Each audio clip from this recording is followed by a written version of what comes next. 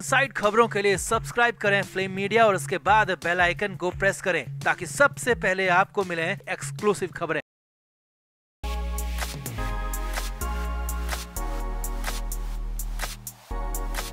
संजय राउत को लेकर, नवाब मलिक को लेकर, अनिल देशमुख को लेकर, ईडी को लेकर, ईडी की कार्रवाई पर और ईडी के एक्शन को लेकर सुप्रीम कोर्ट से सबसे बड़ी खबर है। जी हां, देश की सबसे बड़ी अदालत यानी कि सुप्रीम कोर्ट ईडी के साथ पूरी तरह से खड़ी हो गई है। ईडी के पक्ष में फैसला दे दिया और यहां तक कह दिया कि ईडी ने जो किया सही किया। ईडी को एक तरह से अनलिमिटेड ताकत दे दी है, जिसके बाद आगे और भी बड़े एक्शन होने वाले हैं, बड़ी कार्रवाई होने वाली हैं। तो क्या हुआ अचानक ऐसा दिल्ली में? सुप्रीम कोर्ट का क्या आया अभी फैसला? क्या करेगी ईडी अब आगे? और सबसे बड़ी बात, संजय राउत का या फिर उन जैसे और लोगों का क्या होगा, सब कुछ आपको बताते हैं। आप इस वीडियो को शेयर करें और कमेंट करके अपनी राय इस फैसले पर जरूर दें। तो ये सबसे बड़ी खबर है, सबसे बड़ा अपडेट है, क्योंकि ईडी की कार्रवाई पर, ईडी के एक्शन पर, ईडी के आरोपियों को गिरफ्तार किए जाने को लेकर कई तरह के सवाल खड़े हो रहे थे, कई बातें हो रही थी और कई तरह के आरोप ये भी लगाए जा रहे थे कि ये कार्रवाइयां केंद्र सरकार के इशारे पर हो रही हैं, बीजेपी के इशारे पर हो रही हैं। लेकिन अब एक झटके में सुप्रीम कोर्ट ने ऐसा आदेश दे दिया है जिसने ईडी को महाताकतवर बना दिया है, ईडी की ताकत को कई गुना ज्यादा बढ़ा दिया है। और सबसे ज्यादा मुश्किल संजय राउत, नवाब मलिक और अनिल देशमुख जैसे लोगों की तो बढ़ा ही दी है, जो कि लगातार ईडी के रडार पर रहे हैं, जो कि लगातार ईडी के शिकंजे में रहे हैं। और साथ ही साथ सोनिया गांधी, राहुल गांधी जैसों के लिए भी मुश्किलें आगे बढ़ती हुई दिख रही हैं। तो पहले आपको बताते हैं कि ईडी को लेकर सुप्रीम कोर्ट का नया फैसला क्या आया है और फिर उसके बाद बताएंगे कि आगे इस फैसले के बाद होने क्या वाला है। तो सुप्रीम कोर्ट ने बड़ा या कहें कि सबसे बड़ा महाफैसला दिया है। सुप्रीम कोर्ट में ईडी को लेकर, ईडी की कार्रवाई को लेकर, जब्ती गिरफ्तारी को लेकर 242 लोगों ने याचिका डाली थी। जी हां, नवाब मलिक, संजय राउत, अनिल देशमुख जैसे 242 लोगों ने याचिका लगाई थी कि ईडी के कानून में किया गया बदलाव गलत है और ईडी को जो असीमित शक्तियां दी गई हैं वो भी गलत हैं। और सुप्रीम कोर्ट ने इन सभी 242 याचिकाओं पर एक साथ सुनवाई की और एक साथ फैसला दे दिया है। 27 जुलाई बुधवार के दिन सुप्रीम कोर्ट ने फैसला दिया है कि ईडी के कानून में बदलाव पूरी तरह से सही है और ईडी एक गिरफ्तारी जो कर रही है वो भी बिल्कुल सही है। जी हाँ, ये बहुत बड़ी बात ईडी ने कहा है कि एक गिरफ्तारी यानी कि नवाब मलिक हो, अनिल देशमुख हो या फिर कोई और, इन सभी की गिरफ्तारी पूरी तरह से सही है, सटीक है। आगे देखिए, सुप्रीम कोर्ट ने अपने आदेश में कहा है कि ईडी के सामने दिया गया बयान और सबूत पूरी तरह से मान्य होगा। ईडी के पास तलाशी का अधिकार बरकरार रहेगा, जब्ती का अधिकार बरकरार रहेगा और आरोपी की गिरफ्तारी की ताकत भी ईडी के पास ही मौजूद रहेगी। और सबसे बड़ी बात, संपत्तियों की कुर्की जैसे प्रावधान को भी सुप्रीम कोर्ट ने बिल्कुल और सटीक ठहरा दिया है। आगे देखिए, सुप्रीम कोर्ट ने अपने फैसले में कहा है कि पीएमएलए एक्ट के तहत किसी की भी गिरफ्तारी गलत नहीं है और आरोपी को केस से जुड़ी फाइल देने की कोई भी जरूरत नहीं है, क्योंकि ये ईडी का आंतरिक डॉक्यूमेंट है और किसी को दिया नहीं जा सकता। सिर्फ एफआईआर की कॉपी आरोपी को दी जा सकती है, आंतरिक रिपोर्ट और केस से जुड़ी फाइल नहीं दी जा सकती। गिरफ्तारी के समय आरोपी को सिर्फ कारण बताना ही ईडी के लिए काफी होगा और ईडी आरोपी को गिरफ्तार कर सकती है। जी हाँ, यहाँ पर बहुत बड़ा फैसला ईडी के लिए सुप्रीम कोर्ट ने दिया। अब इसका सीधा सीधा और साफ मतलब समझिए, ईडी को एक तरह से सुप्रीम कोर्ट ने पूरी तरह से पावर से लेस कर दिया। अब वैसे तो ईडी पहले से ही पावरफुल थी, लेकिन आज ईडी की पावर पर सुप्रीम कोर्ट ने मोहर लगा दी और बता दिया कि ईडी जो कुछ भी कर रही है, जो कुछ भी एक्शन ले रही है वो सही है, चाहे वो नवाब मलिक पर एक्शन हो या फिर अनिल देशमुख और संजय राउत।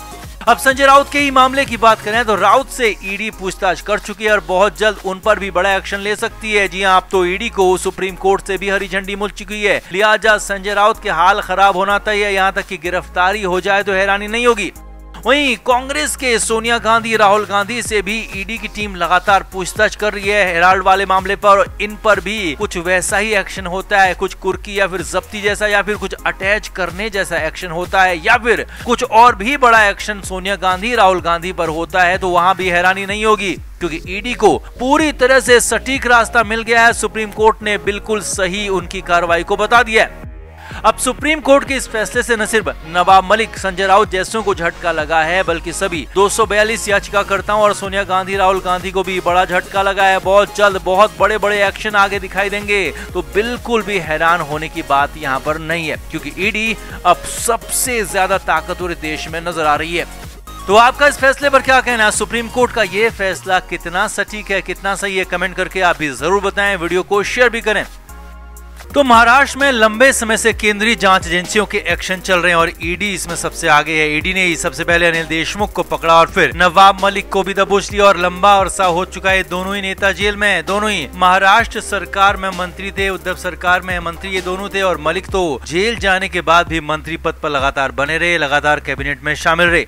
लेकिन ईडी भी एक्शन पर एक्शन लेती रही और वहीं शिवसेना नेता संजय राउत को भी ईडी ने पूछताछ के लिए बुलाया। पहली बार की पूछताछ से ईडी संतुष्ट नहीं हुई और दोबारा पूछताछ के लिए बुलाया, जहां संजय राउत नहीं पहुंचे। बहाना अपनी तरफ से दे दिया, लेकिन फिर भी ईडी ने अपना अगला समन जारी कर दिया। 27 जुलाई को फिर से बुला लिया। यानी कि ईडी पीछा छोड़ने वाली नहीं है, ईडी लगातार कोशिशों में जुटी हुई है। अब इधर 3 नेताओं पर एक्शन के बाद ताबड़तोड़ एक्शन और होने वाले हैं और एक के बाद एक कई नेताओं पर कार्रवाई होने वाली है और ये सारे के सारे नेता महाविकास अघाड़ी यानी कि शिवसेना, एनसीपी और कांग्रेस के होने वाले हैं। जी हाँ, ये बहुत बड़ी बात आपको बता रहे हैं, बहुत बड़ी खबर आपको बता रहे हैं कि महाराष्ट्र में एक्शन की बाढ़ आने वाली और एमवीए नेताओं पर भारी भरकम एक्शन होने वाला और ये बात खुद महाविकास अघाड़ी यानी कि एमवीए के नेताओं ने कही है। असल में मुंबई की स्पेशल पीएमएलए कोर्ट में एक याचिका लगाई गई थी जिसमें एमवीए के नेताओं को ब्लैंकेट प्रोटेक्शन देने की मांग की गई थी। अब पहले ब्लैंकेट प्रोटेक्शन को समझिए। ब्लैंकेट प्रोटेक्शन से मतलब है कि एक साथ कई लोगों को प्रोटेक्ट करना, जैसे कि एक ब्लैंकेट में कई लोग आ सकते हैं, कई लोग एक ब्लैंकेट के नीचे छिप सकते हैं। ये टर्म कुछ उसी तरह का है कि ब्लैंकेट प्रोटेक्शन में कई नेताओं को एक साथ प्रोटेक्शन देने की बात कही गई है और सारे के सारे नेता एमवीए यानी कि महाविकास अघाड़ी के हैं, कांग्रेस, शिवसेना, एनसीपी के हैं। आगे देखिए, इस याचिका में ब्लैंकेट प्रोटेक्शन मांगते हुए एमवीए नेताओं का कहना है कि केंद्र की बीजेपी सरकार केंद्रीय जांच एजेंसियों का लगातार गलत इस्तेमाल कर रही है। बहुत जल्द मुंबई में एक साथ कई नेताओं पर एक्शन होने वाला है, कार्रवाई होने वाली है और ये सारे के सारे नेता सांसद, विधायक या फिर किसी और पद पर मौजूद जनप्रतिनिधि हो सकते हैं। और एमवीए नेताओं का कहना है कि सभी विपक्षी दलों पर यह एक्शन हो सकता है और इसीलिए सभी को ब्लैंकेट प्रोटेक्शन देते हुए गिरफ्तारी पर अंतरिम रोक लगाई जाए और किसी भी नेता की आगे से गिरफ्तारी ना हो, इसे सुनिश्चित किया जाए, इसे तय किया जाए, ये मांग कोर्ट में कर दी। वे सारी बातें एमवीए नेताओं ने कोर्ट में कही। स्पेशल कोर्ट के सामने ये बातें कही जिसमें जज एमजी देशपांडे मौजूद थे। लेकिन एमजी देशपांडे ने एमवीए नेताओं को ब्लैंकेट प्रोटेक्शन देने से इनकार कर दिया। जी हाँ, कोर्ट ने साफ साफ कहा कि ऐसा आदेश वो नहीं दे सकते। कोर्ट ने कहा कि यहाँ पर याचिका में कहीं पर भी ये साबित नहीं कर पाए हैं कि उन्हें राहत देना जरूरी है, राहत दी जाए और तुरंत दी जाए, ऐसा कहीं से भी नहीं लगता। कोर्ट ने आगे कहा, आवेदक खुद की गिरफ्तारी की रोक नहीं चाह रहा है बल्कि थर्ड पार्टी के लिए ऐसा चाहता है और ऐसी ब्लैंकेट प्रोटेक्शन अगर हम देते हैं तो एक गलत ट्रेंड शुरू होगा जो कि गलत है और हम ऐसा नहीं कर सकते हैं। यानी कि एमवीए नेताओं को कोर्ट से बड़ा नहीं बहुत बड़ा झटका लग गया और हालात इतने खराब हो गए कि कोर्ट ने सीधे सीधे याचिका ही खारिज कर दी और कह दिया कि जो आप चाहते हैं वो नहीं हो सकता। यानी कि कोर्ट ने ईडी को साफ साफ क्लियर रास्ता दे दिया कि वो चाहे तो आगे एक्शन ले सकती है और यही बात एमवीए नेताओं ने भी कही है। यानी कि उन्हें पकड़ा जा सकता है, गिरफ्तार किया जा सकता है, एक साथ कई नेताओं की अरेस्टिंग हो सकती है और इसमें ईडी का इस्तेमाल हो सकता है। अब वहीं मुंबई से भी खबर है कि आर्थर रोड और तलोजा जेल की सफाइयां चल रही है। हालांकि ये सफाई किसी और वजह से भी हो सकती है, लेकिन माना जा रहा है कि जेल में जगह खाली करवाई जा रही है, जेल में जगह बनाई जा रही है ताकि ज्यादा से ज्यादा लोगों को इसमें रखा जाए। और बड़ी बात यह है कि बड़ी बड़ी काल कोठरियों को भी साफ किया जा रहा है, जिससे कि विपक्ष के नेता डरे हुए हैं, सहमे हुए हैं और इसीलिए खुद कह दिया है कि मुंबई में बाढ़ आने वाली है, एक्शन की बाढ़ आने वाली है, ब्लैंकेट प्रोटेक्शन चाहिए, लेकिन ब्लैंकेट प्रोटेक्शन उन्हें मिली नहीं है। तो कुल मिलाकर बड़ी आफत आने वाली है, एक्शन की बाढ़ होने वाली है जो कि बेहद ही बड़ी और भयंकर होने वाली है। तो आपको इस पूरे मामले पर क्या कहना है, कमेंट करके आप भी अपनी राय जरूर दें। वीडियो को शेयर भी करें। Flame media report.